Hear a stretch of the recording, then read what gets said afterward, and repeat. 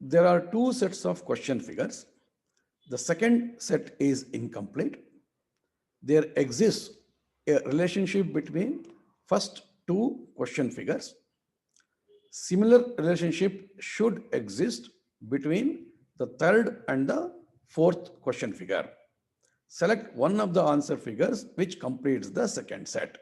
ಇಲ್ಲಿ ಎರಡು set of figures ಇದೆ, ಅಂದರೆ ಈ ಎರಡು ಸೇರಿ ಒಂದು ಸೆಟ್ ಆಯಿತು, ಇಲ್ಲೊಂದು ಖಾಲಿ ಬಿಟ್ಟಿರೋದೊಂದು ಸೇರಿ ಒಂದು ಸೆಟ್ ಆಗುತ್ತೆ. ಈ ಮೊದಲನೇ ಸೆಟ್ಟಲ್ಲಿ ಮೊದಲನೇ ಚಿತ್ರಕ್ಕೂ ಎರಡನೇ ಚಿತ್ರಕ್ಕೂ ಒಂದು ರೀತಿಯಾದಂತಹ ಸಂಬಂಧ ಇದೆ. ಅದೇ ರೀತಿ ಎರಡನೇ ಸೆಟ್ಟಲ್ಲೂ ಕೂಡ ಮೊದಲನೇ ಚಿತ್ರಕ್ಕೂ ನಾವು ಯಾವ ಚಿತ್ರವನ್ನು ಈ ಕೆಳಗಿನ ಚಿತ್ರಗಳಲ್ಲಿ ಆಯ್ಕೆ ಮಾಡ್ಕೊಳ್ತೀವೋ ಆ ಚಿತ್ರಕ್ಕೆ ಅದೇ ರೀತಿಯಾದಂತಹ ಸಂಬಂಧ ಇರಬೇಕು. ಈಗ ಇಲ್ಲಿ ಮೊದಲನೇ ಚಿತ್ರದಲ್ಲಿ ಎರಡು ಚಿತ್ರದಲ್ಲಿ ಏನು ಸಂಬಂಧ ಇದೆ ನೋಡೋಣ. ಈ ಸ್ಕ್ವೇರ್ನಲ್ಲಿ 4 ಭಾಗ ಮಾಡಿದ್ದಾರೆ, ಎರಡು ಸ್ಕ್ವೇರ್ನಲ್ಲಿ. ಅದೇ ರೀತಿ ಇಲ್ಲೂ 4 ಭಾಗ ಮಾಡಿದ್ದಾರೆ. ಈಗ ಮೊದಲನೇ ಚಿತ್ರದಲ್ಲಿ 4 ಭಾಗ ಮಾಡಿರೋದ ಲೆಫ್ಟ್ ಕಾರ್ನರ್ನಲ್ಲಿ ಒಂದಷ್ಟು ಎಕ್ಸ್ ಎಕ್ಸ್ ಎಕ್ಸ್ ಹಾಕಿದ್ದಾರೆ. ಎಷ್ಟು ಎಕ್ಸ್ ಹಾಕಿದ್ದಾರೆ? 3 + 3 6 ಎಕ್ಸ್ ಹಾಕಿದ್ದಾರೆ. ಅದೇ ಬಲಗಡೆಯ ಚಿತ್ರದಲ್ಲಿ ಅಲ್ಲಿ ಪ್ಲಸ್ ಅದರ ಎರಡು ಪಕ್ಕದಲ್ಲಿ ಇರುವಂತಹ ಬಾಕ್ಸ್ಗಳಲ್ಲೂ ಎಕ್ಸ್ ಹಾಕಿದ್ದಾರೆ.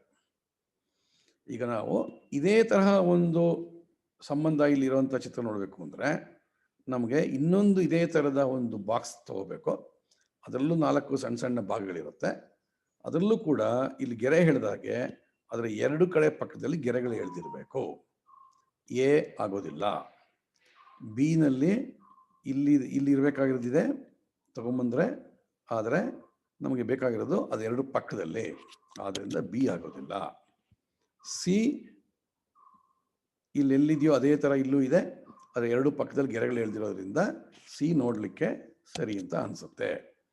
ಡಿ ತಗೊಂಬಂದರೆ ಡಿ ಅಲ್ಲಿ ಕೂತ್ಕೊಳ್ಳೋದಿಲ್ಲ, ಆದ್ದರಿಂದ ಸಿ ನಮಗೆ ಸರಿಯಾದ ಉತ್ತರ.